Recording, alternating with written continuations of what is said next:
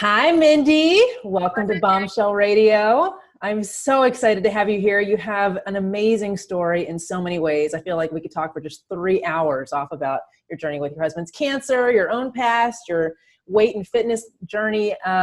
So much to get into. But let me start by reading your intro to the listeners so they kind of know where we're coming from. And then I've got all kinds of excellent questions for you. I really want to let you share everything you've been through with these listeners. So Mindy Lawhorne runs her own fitness business, which she runs with her husband and business partner, Lee, from their home in North Texas, super close to me right now. She earned her degree in kinesiology from Midwestern State University and has been teaching and training fitness classes for over 21 years, which is like longevity and loyalty there. With a heart for serving others, Mindy is passionate about helping people reach their physical and personal goals. Whether getting into shape or paying off debt, she coaches others how to struggle well to achieve success. Mindy has been in over 30 consumer and instructor videos, been a presenter for 11 years, and is now a Beachbody master trainer. She's been seen on QVC, in Turbo Jam, and PiYo videos, and many other instructor videos for Turbo Kick and PiYo. Growing up chubby, Mindy knows what it's like to struggle with weight and is no stranger to the trials life brings, having walked through divorce, single parenthood, getting buried in and climbing out of debt, remarrying, and living with Lee's cancer. God has shaped Mindy through her struggles, and she believes each trial was put in her life for his grand purpose and her joy through him. Today, Mindy and Lee run their business, teach fitness classes, present and film fitness videos. They have 2 beautiful boys, 2 scruffy dogs, and love working with others through fitness for his glory. I love that. What a bombshell intro right there. Wow, who is she? I know, right? Let's meet this chick. She sounds awesome. So good. So Mindy, you're my upline coach. I was introduced to you almost inadvertently, but I consider it divine, organization there, and love knowing you. But really, there's just so much of your story that I'm not even familiar with. So let's kind of dive into it. You are top of the Beachbody company in so many ways, right? 15-star diamond, as high as it goes, super successful, multi-time elite, master trainer, all this kind of stuff. But take us back to the beginning of how you got into health and fitness. So your bio talks about, you were chubby, you were struggling with your weight. I know there were insecurities. At some point you met Shalene Johnson and worked for her, but just take your time, lead us through this journey. How did you get into Beachbody? Thank you. I really, need to highlight how did I get into fitness, because I grew up in Wichita Falls, Texas. I mean, it's a great place to be from, in my humble opinion. But I grew up there, and I was the last of 5 kids, and my nickname was Cece, which stood for Chubby Cheeks. And I mean, who wants to ever date a girl named Chubby Cheeks, But I was just chubby. My mom was a single mom of 4 kids. And she met an amazing man that loved her, adopted all of her kids, and then they had a 5th one, which was me. The world became complete at that point. But they had, a different dad than I did. We had the same mom. But my dad was a big guy, and he was kind of chubby, and he was kind of like just like super lovable and funny and smart. And I genetically was so different than all my sisters. And I began there because that kind of is what got all this rolling. I didn't realize I was chubby until I got older. And then my mom would say stuff, and which she meant no harm at all by it. But I remember her saying things, and I'm like, yes, I am chubby, and I always knew I was bigger than them, but they're little people in general. Like my mom is very small. Jackie, you're a tall girl. I get you. I'm nowhere near a supermodel like you are, but I'm definitely taller, especially compared to these 5'2" sisters. And I just growing up thinking I was just huge and that I was so big. And I was overweight. And I just remember I hated it because I never felt like anyone took me seriously. I never felt like who God was wanting me to be. And so when you're overweight, you do really weird things to make people okay. Like I wasn't athletic, I wasn't that great. I didn't make great grades, wasn't the superstar, scholar. And so I just tried to make people laugh. And still to this day, that's my favorite thing to do. Definitely just want to be funny. I want to laugh. But, when you try to overcompensate, and that's kind of where I guess that thing began. And in the back of my head, there was just always something kind of telling me I wasn't like everyone else. I wasn't good enough. I'm chubby because my dad was chubby. I'll never be as beautiful as my sisters. I'll never be as thin as my sisters. And it kind of messed with me for a while. And I remember about 12 years old, my grandmother had given me this thing called the Beatitudes. It is, of course, in the Bible, but it was like this little pamphlet or something. I'm sure y'all have seen them. They're called tracts. If you know anything at all about church and how people give this out. And let me just let you know, I've always felt that Jesus was real. I've always felt that God was real. Even as a young child, he just felt real to me. but I had had kind of a fight with my mom a little bit about something. And honestly, it was something I was right about. Because my dad never let us disrespect my mom, I'm the one that got in trouble. And then my dad came on later and said, I know that you were right. It was like finding a way to go somewhere. It was something as ridiculous as that. But if I just remember feeling so alone that my dad knew I was right, but yet he didn't take up for me, you know. But my dad did what I believe now was the right thing to do. I should never be disrespectful to my mom. So he said, I know you're right, but you can never be disrespectful. And I remember laying on my bed and I felt so alone. I felt like I'm right and no one's here to back me up. My dad, who I know loves me, took my mom's side. And, you know, it was 12-ish, 13-ish. And I just said, you know what? Jesus, it's going to be you and me. You know what? I don't have anyone else. I'm this chubby nerd. Even my mom, you know, is getting mad at me for being right about something. And I was like, fine, forget it. It'll just be me, Jesus. So I had this pamphlet my grandmother gave me. So I read through the Beatitudes and like officially accepted Jesus in my heart when I was 12. And like ever since then, I'm like, it's you and me. Jimmy. And I've always been super close to him. But even then, I always felt that thought and that knowledge that I wasn't good enough was a lie. The truth was I'm just different than my sisters. The truth was I'm pretty sure I have a purpose. It just isn't going to be athletics or valedictorian. You know what I mean? And I'm not going to be this cheerleader that tumbles a bunch. I'm not going to be, you know, and you go through that, you kind of make a decision. Either I am these horrible things I think I am, or I'm not. And that began that journey, honestly, around 12 and 13. And so having that heart knowledge, that deep value that I am good enough, I just have to figure out what to do. Then that kind of fast forwarded me to juniorish in high school, which I was getting taller, but I was also still quite overweight. And I just hated it. And I said, you know what? Maybe I should quit eating ice cream and peanut butter at night. I mean, hello, and maybe start working out. So I begged my mom. I had started walking, and I had a Walkman, by the way. I, like, no joke, legit, and it was yellow. It was one of those really cool ones. I loved them. And I had this cassette tape I would listen to. And when I went through one side and flipped the other side and went through that, it was around 3 miles. And so like I knew that, and I would just try to go faster and faster. And I asked my mom if I could go to Weight Watchers in my junior year in high school. And she said, oh my gosh, absolutely not. I'm like, why? What could be healthier than me trying to figure out my nutrition because I was tired of being chubby? And she thought that I would take it to an extreme. That was her first. And that if I started paying attention to my nutrition, I might, you know, go to one extreme or the other. And after a long talk, she said, you can go, but you have to pay the $9 a week. And I said, you know what, Mom, I'm working. I will pay the $9 a week. Can I go? So she ended up letting me go. And it was one of the best things I've ever done. It was a little different back then, but it got me on that road. Started working out. I started eating right. I lost about 30 something pounds. And that's honestly what began. And I started thinking, okay, God, if I can just keep being healthy in all the areas of my life, then I think I'm going to figure out like what my purpose is and what I'm supposed to do. And it's not just one thing, but you know what I mean? When you're seeking worth and you're seeking value and trying to figure out, okay, what makes sense with my personality, my traits, the things I'm great at. And that really was the beginning. I love that. That's awesome. And I feel like it's so interesting. So often people's journeys begin with body care, you know, just a journey that expands into their purpose, their greater sense of self, like just taking responsibility for other areas of their life. Is like, I can get up and I can go for a walk, or I can, you know, decide I'm going to pick something healthier. And it's that sense of like, I have the power that suddenly then translates into so much of the rest of their world. I love that. So then take me from there. How did this turn into a career for you? Okay, cool. So this will be much easier to tell, but I started going to the gym. You know, I had a car. I was junior and senior in high school. I started loving it. I loved cardio and I loved classes. And of course, now I can just tell you, I pretty much just love classes. Cardio, I've had enough of you in my life. It has to be fun.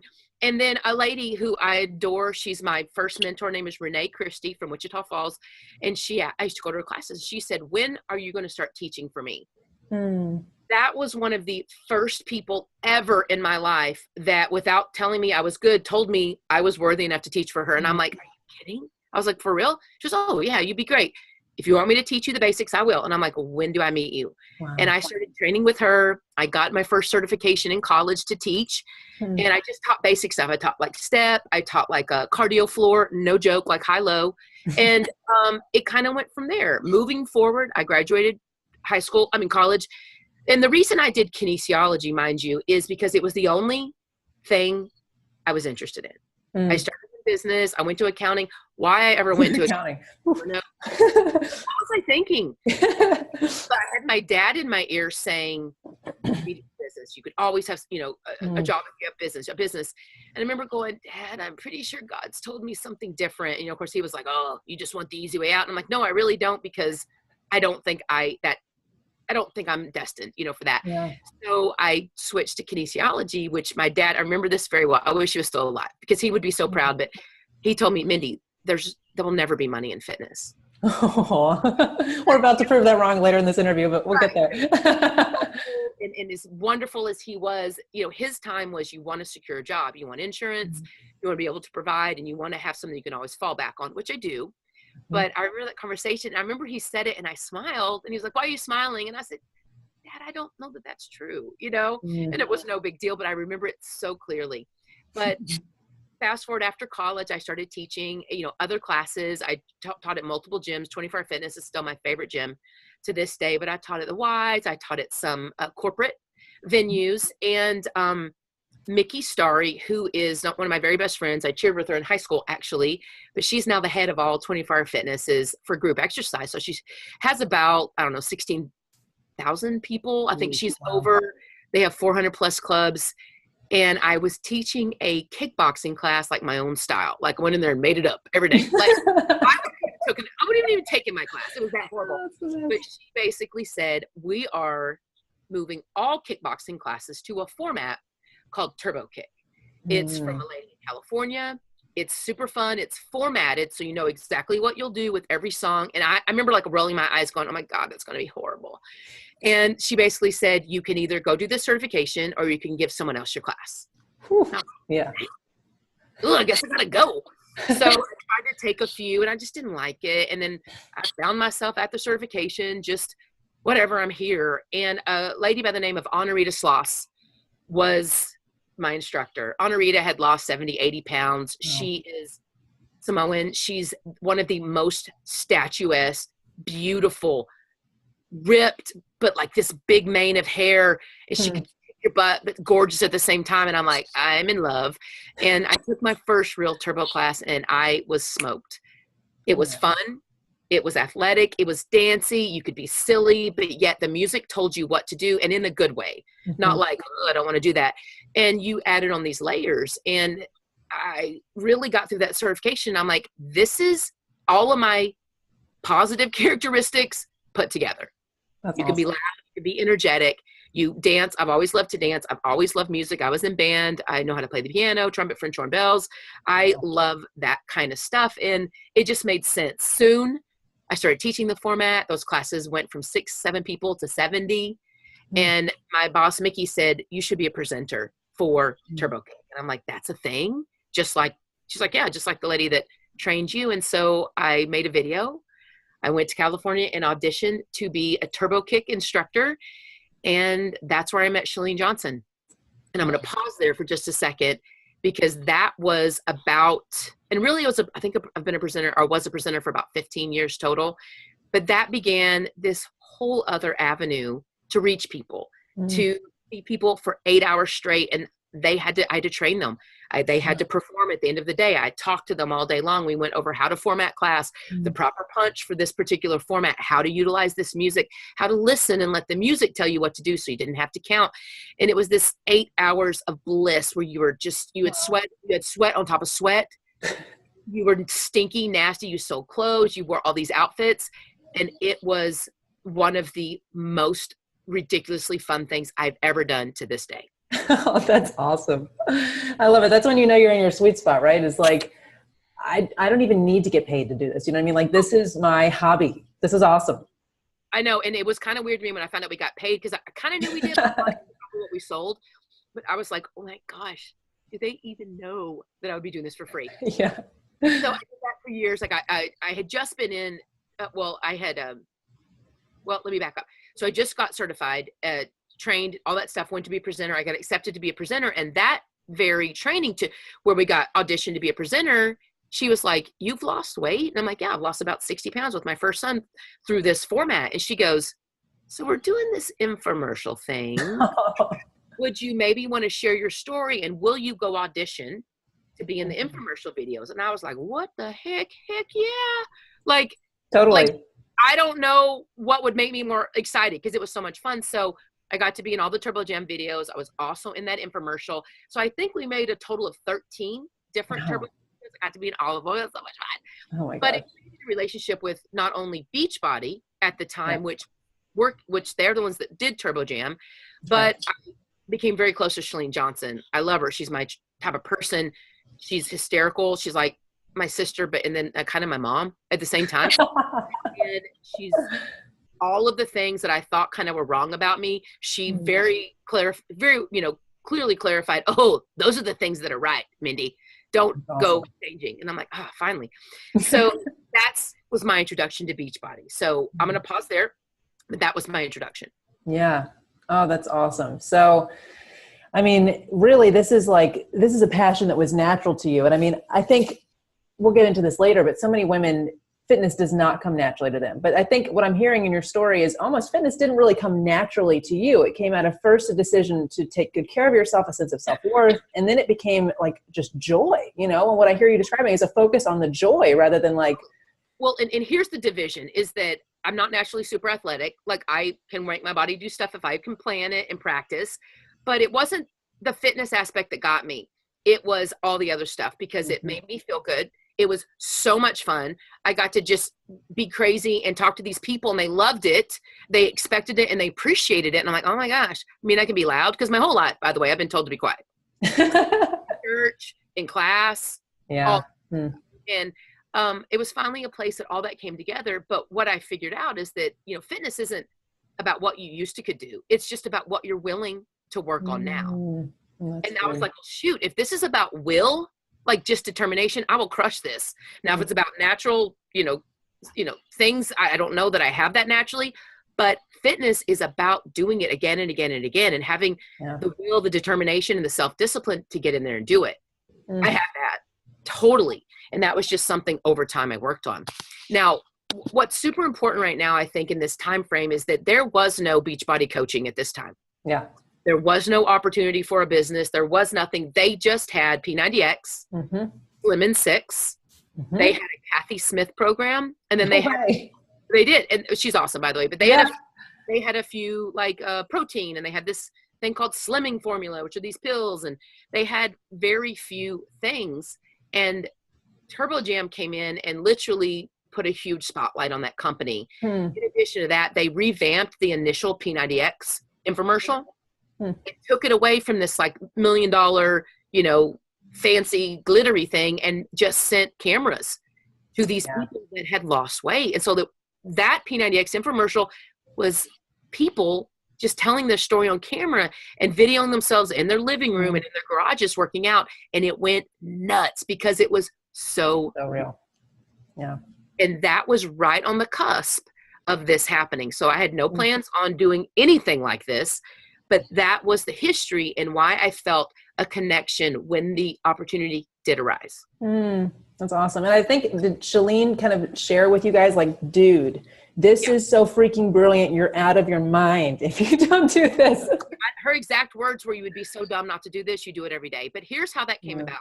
So she is a trainer with them. So she can't be a coach. She doesn't get anything for helping us. But there were about 50 to 60 presenters. Okay. We were already working for her. Just like I said, I would go to a gym. People would sign up for my training. I would train them how to teach all day long. Well, we had, 50 to 60 of those all across the United States and Canada. Wow. People kept asking us to be their coach. And we're like, what the heck even is it? And all the people, by the way, that were asking us at that time were the same ones that made fun of us because we wore glittery belts, and makeup to work out. And, that was just kind of the fun of the culture of it all. And so she's like, you know what? Enough of y'all are asking me. I'm going to ask one of my friends who used to have a business like this to go check it out. He did. And about 5-6 months later, he says, it's legit. It's legit. It would be real money. And it is essentially about these people helping other people do what they've done. lose weight, work out consistently, have someone for accountability, that they don't have to go to a gym or that they don't have to meet a trainer. It's all part of it. And that's how it began. Yeah, really almost taking that infomercial with P90X that blew up so much and just spreading it out. You know what I mean? Taking the real life stories and just saying, okay, now go out and just do your own version of that. Be your own real life story, make someone else, you know, have their own transformation. I love that. That's so cool. So had you already had any network marketing experiences, anything like that? Did you know anything about it? I mean, obviously it's kind of like there's the second wave, right, of all these women joining these companies, which comes with all the haters, which comes with all the like misuse and misunderstanding of what it actually is and how it works, all the terms that don't even apply to it, and pyramid schemes and that kind of thing. But a lot of these women will get in there and they just kind of like fade after a year or two, you know, or they jump companies. And obviously you'd already had a trajectory in fitness, so it made sense for you to be consistent with it. But why did you decide to stick around? What was your experience getting into the business side of this? Totally. Well, first things, I mean, I was a coach for a year before I even knew what an MLM was. That just sounds gross. MLM. Ugh. And when I think of MLM, I used to wait tables in college. And I remember there was a couple that did Amway. And by the way, Amway set the stage, you guys. Yeah. A lot of this stuff. But they would come in and whoever waited on would be like, oh, God, you want to take it? I'll give them to you. And they're like, no, because they would pitch every waiter. They would, and I remember one time I finally asked, well, what is it? And they're like, well, you're going to change all your shampoos and your detergent and all stuff. And I'm like, oh, hell no, I'm not changing my shampoo. I love it. And, you know, it was in such a way that it made it feel icky. And once I realized I was at MLM, and I'm like, but this is not like that at all. This is not an MLM. And they're like, well, it is technically. And all those things you mentioned, like pyramid scheme, I mean, that's illegal. You don't get an A+ with the Better Business Bureau doing something illegal. It's not like that. And the bummer is all preconceived notions heightened when you start talking about it. I know. But I had already been in it for a year. And I remember very, very clearly the day that I made enough money to pay for the house payment. And I didn't make it in a month. I made it 1 week. And my husband was, you know, he's always supportive, at least the best. I can do anything I want, honestly. But I always ask him, what do you think about this? He's like, oh, have fun. Actually, his question when we signed up, he said, how much? Which is what every husband asks. And I said, well, it's at that point, you signed up differently. But I said, it's about $80. He was like, Mindy, you spend $80 at Target on nothing. And that's what it's going to cost to get started. And like the rest of the year, and I'm like, well, probably double, triple that. And he was like, really? Let's save money on protein. Fine, do it. And the day that I made the house payment, he was leaving and I had checked the money. I was like, ooh. And I said, hey, babe, make the house payment today. He's like, oh, that's good with your money all month, honey, like patted me. And I was like, no, and my money for this week. And he was like, what? Show me. You could go on. And it took that kind of for him to really get engaged. Always was supportive. He is the best man and would never, ever play me or down anything that I'm doing because he knows that's not smart for his livelihood or his the thing. His happiness. Yeah. So, I mean, really, that was about, I don't know, 2 years in. The first year didn't do that much, but the second year I was like, I'm doing this. And that's kind of what got going in the sense of how the money happened. But all I was doing was sharing what worked for me, how I lost my 60 pounds with Turbo. Because you know, we had this Turbo Jam thing now. And I loved some of their supplements. And all I did was share with people why I like it, how I lost my weight. And they might as well be a coach because it saves them money. It's okay if they don't want to do anything with it. I'll help them, you know, with the potential and the opportunity of it, because you need to know that. But what's it hurt? My, you know, at that time, my 70-year-old mom was a coach. You know what I mean? So I'm like, why not? And that's kind of where it began. But you asked another question, and I'm so sorry if I went. No worries. That's what a good conversation is all about. You know, I think the husband stories, right? Like I could do an entire podcast on network marketing husband stories. Really, that would be fascinating. But thank God for Lee. He sounds so supportive. I know there's a wide variety out there, but the bottom line is most of these companies are predominantly female, at least the ones that seem to be rising now. doTERRA, you know, Young Living. Relationship business. It's all about relationships. Girls talk and like give everything to everyone. You know what I mean? I mean, think about what you even said earlier. We're talking about, you know, good sex. I mean, like, you having great sex with your husband. Sorry, but you shouldn't. Like, guys will never talk about that. But girls, We talk about it. Guys pretend it's happening even when it's not, and then girls talk about what's really happening. So I think there's an element too, though, of like just the flexibility and the power that this gives women. You know, I mean, of course, we're in a way more equal society than we used to be, but there's still this element of like, I want to be home with my kids. I want to be able to travel. I want to be able to like go get a pedicure and manicure, and I don't have a job. You know, you go get a pedicure and you feel guilty. Yeah, and you got to ask permission. I mean, the number of women who I listen to have to ask their husband permission for like minuscule things, like they're 13, is so sad. But it's kind of, yeah, rant. But it's this kind of, it feels like a balance to them, or a choice of either do I have a job and a life and an identity, or am I a mom and I'm financially dependent on my husband? And I think that's what these women are seeing with this, is like, what if I do neither, really, but both and, which is incredible. So I know you probably, well, go ahead. Yeah, no, I wanted to talk about that for a second, because that's a really cool byproduct of what we do, is that it can be done and balanced in the life, you know, that you have. Garrett was a couple of months old, 3 months old when we signed to be a coach. When he was a year is when I started to work it. Nothing ever was taken from him. I would go teach. We would go home, eat. He would take a nap. I would immediately get on the computer. I would work. When he would wake up, we would again play. We'd go get my son, you know, from school. We eat. They go to bed. I would work it again. Some mornings I would wake up early. The balance comes from discipline. Let me be completely clear. There is no this or that. It can't be both. Oh, yes, it can. Amen. Diligent enough to discipline, yes, you can. And nothing is taken away from the husband. You just have to be diligent enough to stay up late or get up early, or really divide that time wisely. Yeah, totally. And, you know, so I've been running my business for almost 5 years now. My kind of other online business, if you will, before I had been looking into network marketing companies for years, but nothing was quite right. I didn't really connect with any of them. And, I remember when my friend Eileen was the one who shared this with me, and I was like, first, oh no, there goes another friend. And, and then I looked into it more and really started thinking, you know, with any online business, I'm always having to get sales again. You know, the difference is that there's no building on those sales. Like every new month you're at zero again and you've got to start again. There's nothing building. So I remember when I first started looking into this and realizing like, there's like real money here, like legit money. And combining that with what we were just talking about, I was listening to a podcast the other day with a woman who had, as a young girl, you know, 16 years old, had hung out with kind of 40-year-old women who were talking about the fact that they had children basically and let go of their dreams and were kind of opining about losing their dreams. And she decided in that moment, I'm never going to have children. I'm going to go after my dreams. And she just hit $1 million in her non-network marketing business, which is awesome. But she was just still fierce about the fact that I decided I'm not going to have kids. They're not going to stop me from my potential as a woman.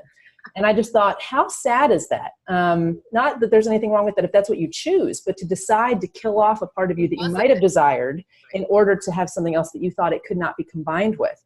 So then getting into the network marketing world, I mean, even looking into the kind of wealth building investor type advisors out there, they will talk about the serious incomes that they help people manage. And sometimes it's real estate investment, but one of the big ones is network marketing.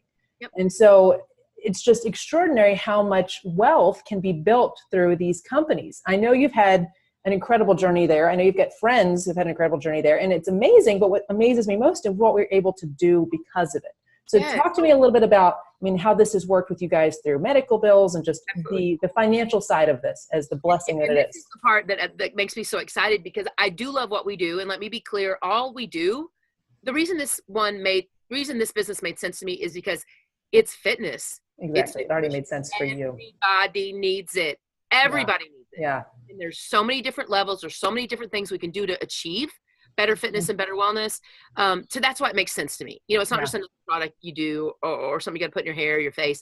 It's about, it's very basics of health. Yeah. What does the Bible say about how we're supposed to be a steward of our own, you know, body? We're a steward of everything under our control. So to me, it made sense. It made sense with the Jesus side. It made sense with everything. And so working, you know, now 10 years into it, but about 5 years in, I was begging Lee to quit his job. Reason I couldn't manage it myself. He's really good with numbers. He's very detail oriented. We're polarized. Yeah, that sounds like me and my husband too. But I needed help, and he was like, I will never quit. I'm like, please. And so he backed off to 20 hours a week. And why this is important isn't like a bringing my husband home type of story. Lee has cancer, and it's always a factor in our life, always. And when you think about someone that you're living with and you love that has cancer, there's one thing that always came to my mind, and you may think this too, but what do I want the most? Sure, I want him to be healed, but I want time. Yeah. And I just kept thinking, God, could you blow this up so that we could have more time? Could you blow this up so he could be there for the kids more? He wants to coach, more basketball, football, baseball. He wants to go to school and work with kids. He wants to do all of that. And so, fast forward about 6 years, he retired, and he's older than I am, but he retired, and he has not gone back to work since. And I don't think that he probably ever will. And it has allowed us to get him the treatment he needs, first of all, and in the timing what he needs, where we're not working around, oh my gosh, can he please get off a week to go try to save his life? You know what I mean? We don't have to ask permission. We've been able to pay off all of our debt through this business. And we had debt because I was a single mom before, not a lot, but a little bit. He had some debt, and then we had cancer debt, which you just kind of can't have it without getting it in some fashion. So we became debt free around that time. We saved, a couple $100,000 for our house as a down payment, which I never would have thought would ever be possible. And that's really fun, by the way, to see that number in the bank that's liquid. I'm like, ooh, I love money. That was fun because I'm thinking, what could I do with this money? But we built our kind of dream house. You know what I mean? We found a place that our boys could go to the school that they wanted. And more importantly, the part I love the most is the people we've been able to help, just like we can give now without any problems. I went today and bought my friend a Bible. That may not sound like a lot, but there was a time when I would not have been able to spare that 75. And I bought a really amazing one. So I wouldn't have been able, I bought her a Bible plus some highlighters that don't bleed through, plus a journal, plus a card. Like, I didn't even bat an eye at that. And I'm not saying that to boast at all, but it has allowed us to be able to give. It's allowed us, when someone asks for help, we help.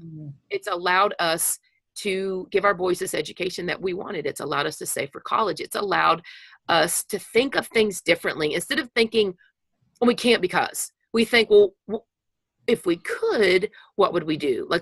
I think all the time, what would I do if I could?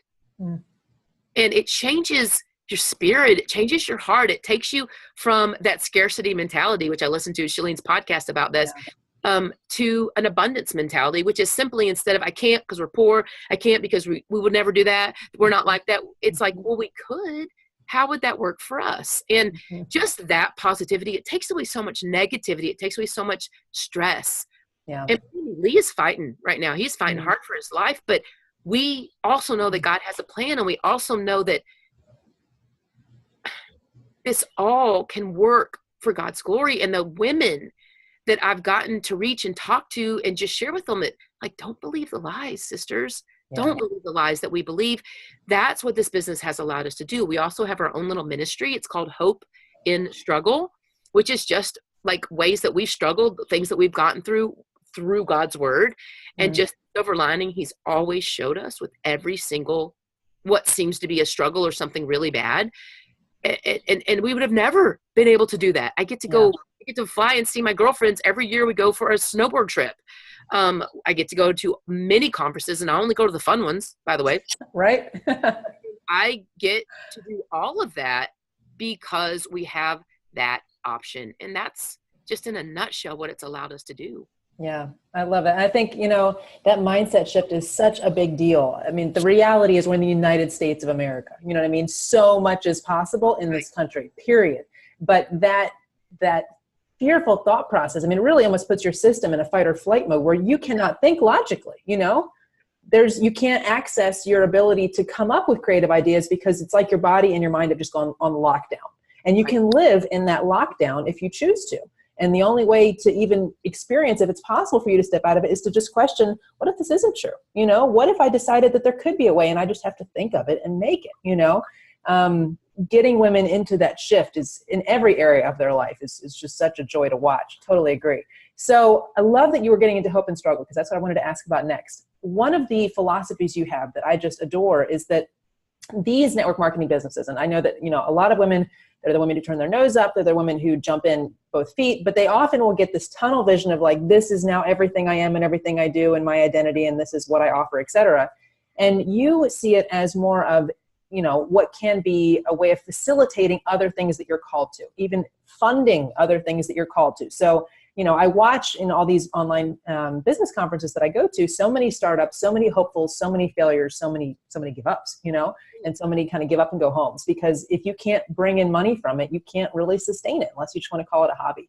But when you've got something else going on that can bring in the funding that it takes to put your message out there and pay for the assistants and pay for the social media software and all this kind of stuff, pay for the mics for the podcast, right?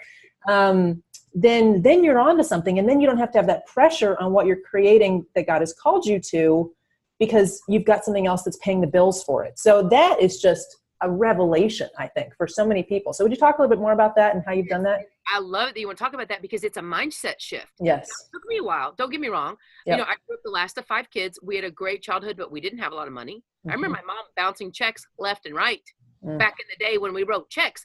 And I remember many times my parents saying, we can't because we don't have enough money. We can't. We can't. And I was like, ugh. My mom was very good at working money. Like, we might not have enough for groceries, but if you wanted to be cheerleader, she will find a way to get that, that uniform money. Or if you wanted to, go to dance, she would find a way to get you dance money. That sounded weird, but That's cool. No, I do know exactly what you mean. Funding the dreams was important.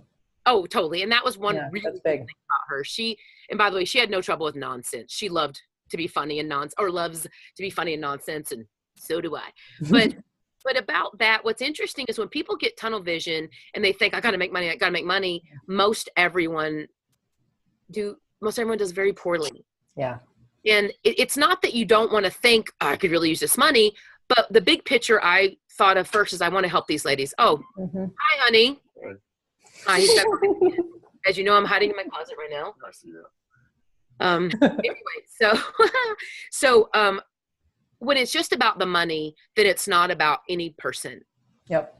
And what I found out is that people that make it about people and sharing what worked for you and what you liked about it, because I don't think money will ever keep you going. It doesn't, because it feels so empty. It's got to be about something bigger. So I just, first of all, it's about the person, because I knew what it felt like to have lost that weight. I knew what it felt like to kind of find my niche. I knew what it felt like to feel like I was worthy, and all those things I felt when I was younger, I don't feel anymore. I don't feel anymore. Thank you, Jesus. That's such a spot that came through a ton of hard work, a ton of turning my cheek, turning my cheek would say mean things or whatever. It's not about what they think. It's about what I think. And it's about what God's told me in my heart I'm supposed to do. So when it began that this is so much fun, oh my gosh, I could teach other people to lose weight. It's really cool. And I'm like, oh, we made $500. That was like, whoa. And it's hard in this business, I think, to really make your actions make money, because sometimes you don't even know. You do this work. Some people say yes. A lot of people say no. Yep. It's not that easy to go. I guess you could sell these 10 things and do that. But just like you said earlier, that's not residual income. Yeah. That's not building a business that's going to have your back later on. That's just a sale. I've never liked that. Sure. And lots of people say no to those things too. It's the reality. You're going to get, if you're in business of any kind, if you're not just only on a stable salary, you will get no's. Period. Oh, of course. Well, and money needs to be changed hands at some point. That's right. But if that's your focus, you will feel not only so empty, but more than likely you will crash and crash hard. So I made it about people, and I made it about what that felt like, because girls are very kind of emotionally driven. And if they're pumped up about something, then they're more likely to do it. If they're inspired, if they're driven. And so I just kept telling my story, and I would share other people's story. And a lot of the friends that I had, we all kind of started together. And so it was kind of iron sharpening iron with not only what we were learning, we would share that, but we were lifting each other up. We were having each other in our photos, and we both have the same business, but she doesn't take anything from me. I don't take anything from her, because the people that join you are the people that feel connected to you in some, form. And we're so different. Some people will be connected to Christine, people connected to Janelle or Jen, and I adore them, but we're like a tribe, because there's no drama. We'd get in there and do it, but we kind of shared all the good things that happen with this. And I hardly ever talk about money. And I do that for a couple of reasons. Number one, it puts a lot of people off. Yep. A lot of people just don't believe it. But the amount of money we have made is just, I think, fabulous. But when people see that, they're like, that could never work, and they start, that cynical side of them comes out. But I would rather share the things that people maybe can believe, and that's more easy to understand quickly. because making thousands and hundreds of thousands and millions, that's like, it's such a big deal. We were like, whatever. Well, no, but you could lose 5 pounds first. Yeah. You could join your first challenge group and bring someone in, and then you bring someone, I'm going to give you a prize for bringing someone. That's the beginning. And then maybe you sell something at some point, and then, it's $20. I got a check for it. It begins a little bit like that, but it has to be all that. And I think that's a lot of the misconception people have. It's about relationships. It's about people. And it's really about sharing with them the things that you can't put a dollar value on. Yeah. Yeah. Caring, really. How about that? What a concept. Totally. So a couple more questions about this, and then I have some rapid fire questions to wrap us up. What would you tell a woman, or really anyone, but we're kind of talking to the girls here, who is skeptical or snobbish even about network marketing opportunities? Like, what would be your... Yeah, they need to educate themselves. Amen. One of the things I've heard that I love is, I'm not going to do it justice now, but the whole concept of a pyramid scheme, and just looking at the military or the US government or any business with a CEO. I mean, every organization is kind of pyramidal in structure, if anything, because of the opportunity to completely outperform, out-earn people who were hired before you, et cetera. This is an anti-pyramid scheme in a sense. But anyway. No, it is. And I love how you said that, but it's true. But when people say that, I'm like, they don't know. Yeah, it's kind of one of those things where you almost just have to not argue because... Well, no, I don't want to argue. But I'll just say, well, what is that? Explain it to me. And they can never explain what it is. Yeah. It's almost like they heard their uncle say it once, and now they've been saying it because they think it's a way to get someone else to stop talking to them. But it doesn't work with me. That's a great response. I love that. So tell me, just define that for me. And then they're like, I'm not sure. Very good. And then what would you tell a woman who is interested in doing something like this, even if it's starting her own ministry, her own podcast, just putting herself out there in a new aspect of her identity, something she feels called to, but she's petrified. Most likely people in her life are like, you're going to do what?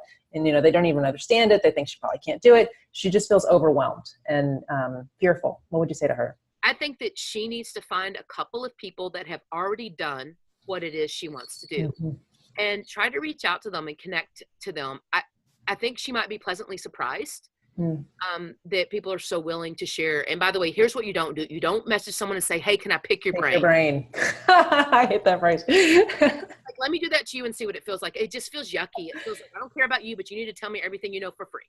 Yeah. But just reach out to a couple of people. Okay. And reach out to the people that you really like. That you get, that they don't feel icky or they don't show their bodies in like skimpy clothes 24/7. And by the way, don't get me wrong, I love clothes, but that all the time is like, what's the point? Our bodies are all going to start drooping someday. It's, people that you love what they say, what they're about. You love how they love their husband or their family. Yeah. You love how they're funny, whatever. Find people that have gone before you who really, really like, not just successful ones.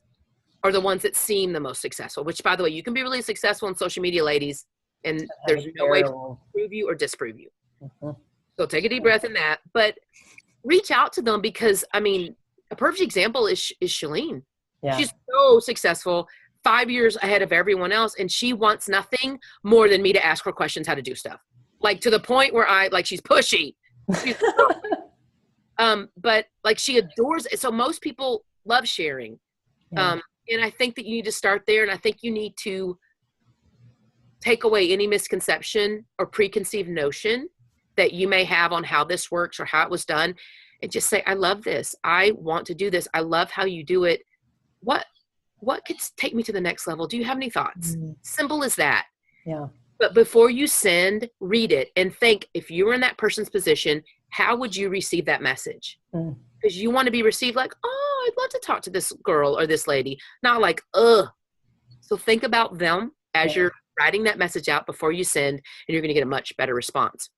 That's good. I love it. And I think most of those women will probably tell the woman asking that this takes, a grit to it. There's a guts here. There's like a blood, sweat, and tears, but the journey of just becoming a more powerful version of yourself, even just your courage and your security and confidence, all these kinds of things is so worth it, regardless of what the outcome is.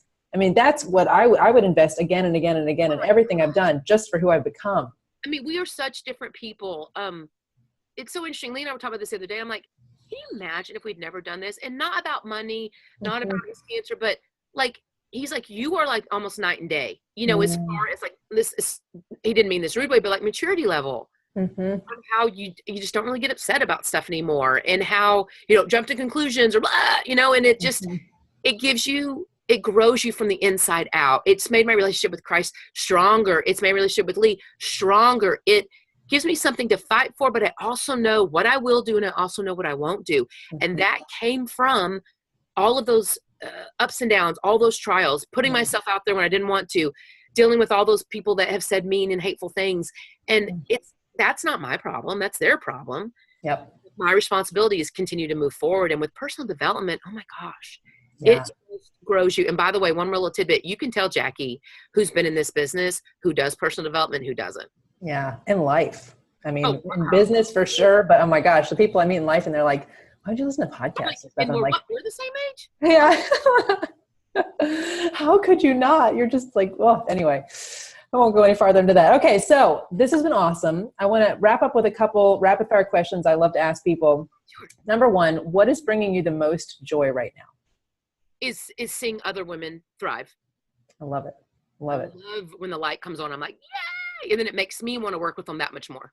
Yeah, totally. I'm with you right there. The testimonials and the like, we had this moment and it's because you led me here. That's so cool. Something that you do most mornings, I think I might know what this might be, but I want to hear it, that gives you life. It's reading the word and praying, like super quiet, calming myself, finding a hole that I can go to, like literally. And by the way, there's hardly any place in my house that someone can't find, but it has to be that. And I got to do it first. It sets my mind right for the whole day. Totally. Amen. Okay. Favorite recent book? That's a great question. Can be audiobook, can be training, whatever kind of personal development you consumed. I'm sorry, this is taking me a second. You're good. Because I don't know if you know who Francine Rivers is. Yeah. And I do not read fiction. Do not. Yeah.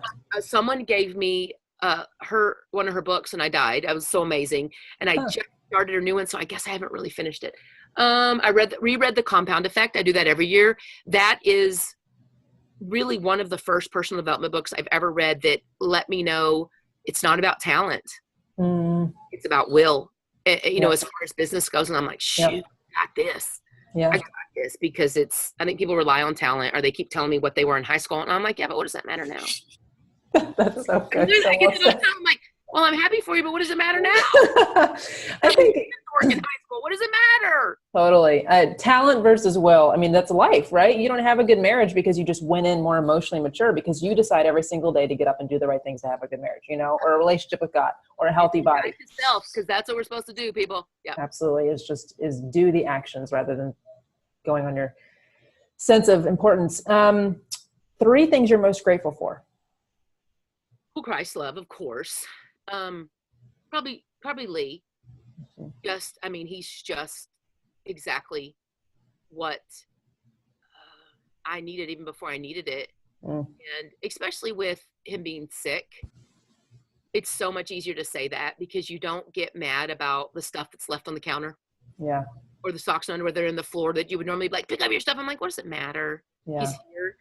And, my kids kind of go in there with Lee, but the third thing I'm most thankful for is really Mickey Starry and Shilling Johnson and Renee Christie, because those are only 3 people, but those 3 people I had such a high respect for that when they said you would be great at this, I'm like, I'm going to believe them. And that just, I believe it was all part of God's plan, but it just led that spark didn't start to be a little flame. And then it went from there. And I'm like, shoot, I keep saying shoot. I'm sorry. I went, dang. No, you're good. But I really think probably, of course, Christ, Lee, my boys, and then those ladies that cared enough to invest in me. And let me say this, they weren't worried about what I was going to say back. They just knew they had to get me to that point.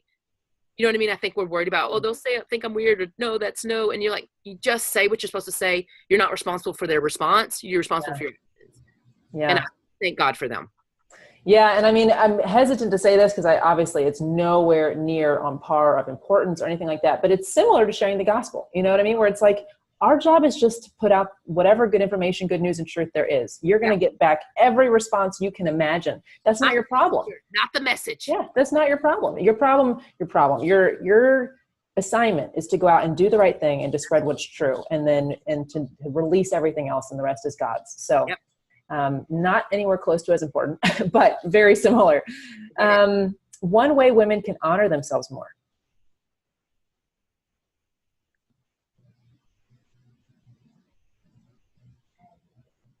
It's tough because I want to, of course, say everyone needs to be a Christian, of course, and know Jesus. Mm-hmm. That's my first thing. But I really think is that they need to understand the importance of taking care of themselves from the inside out.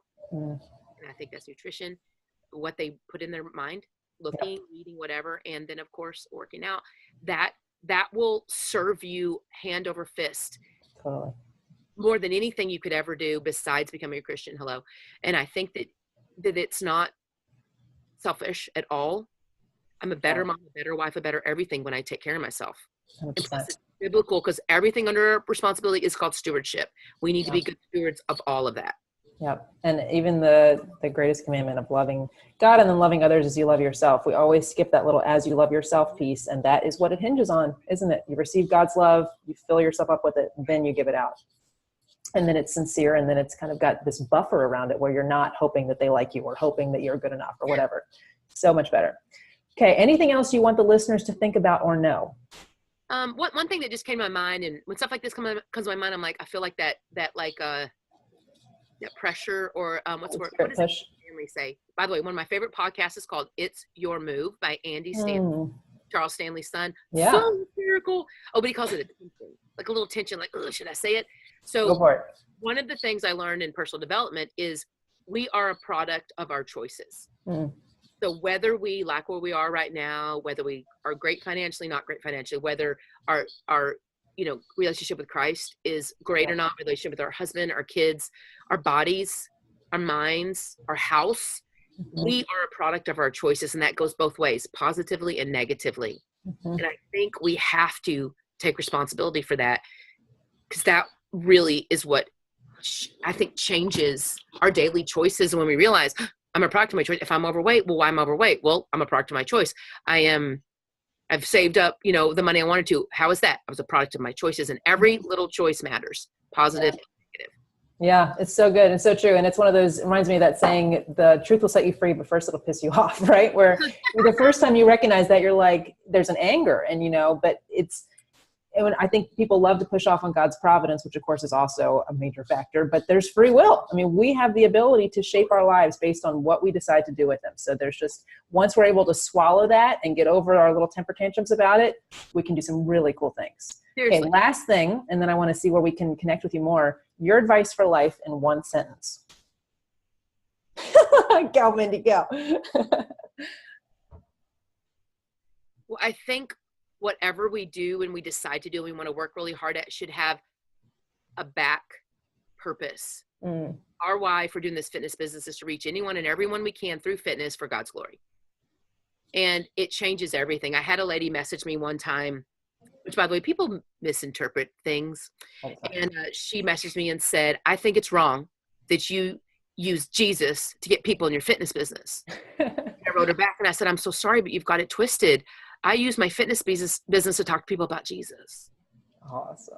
But it is true, because ultimately every conversation with any female that's having a hard time, I go there. I mean, and they can be responsive or not, but by the time we have a relationship, it's open enough where I can share that with them. Yeah. But it's like, that thing can't be the thing. The main thing is actually this thing that I use to get people to the main thing. Totally. And I believe just who we are, that's a great avenue to not only grow your territory, grow your business, but make it ultimately be to reach them for God's glory. In Matthew 28, it says, go make disciples of all nations. But if you watched how the disciples did that, they did all kinds of stuff. Yep. They did all these like healing things and these miracles. And that wasn't just to heal that person. It was to get them to believe in Christ. It was to get them to believe in this power and this holy power, and like, I mean, there was all kinds of stuff that they did, almost like they did a sideshow to get people into the movie, Yep. I think we always have to have that in the back, and it just allows you so much more opportunity to reach people through what it is you're doing, and God will also help bring people to you. Yeah, Absolutely. And he's the one who controls whether their hearts are open or not. I mean, even with the stuff that I do, I teach on sex and some of these things where you're like, what on earth? But at the back of it is all evangelism, quite frankly. Everything is taking a woman who's a Christian, but she just doubts God loves her because these things in her life aren't going well, and healing that. Or finding someone who's totally lost, has no sense of what direction to go in, and using this problem that they're experiencing as a way to lead them to what they actually need. So I love that you said that. That's beautiful. The big why behind it all. So Mindy, you're amazing. How can women connect with you? Tell us where to find your podcast, your website, your team. Yes, I would love to connect with you anyway. So I'm at Mindy at MindyLawhorne.com. It's my name. You can find me on Instagram, same name. Facebook, same name. My podcast is Hope in Struggle, HOPEIN, Struggle. You can find us at hopeandstruggle.com. We've got, podcasts, we've got videos, I've got blog posts for both fitness and, Jesus stuff. And you can find me on any of that. I'd love to connect with you and talk with you more. Awesome. I love it. Thank you so much. And I know I'll be chatting with you soon, but ladies, go check her out. I mean, obviously so much joy, so much exuberance, but such this just powerhouse heart to help people for all the right reasons and in the most important ways. So thank you so much, Mindy. Thank you, Jackie. Absolutely. Bye-bye.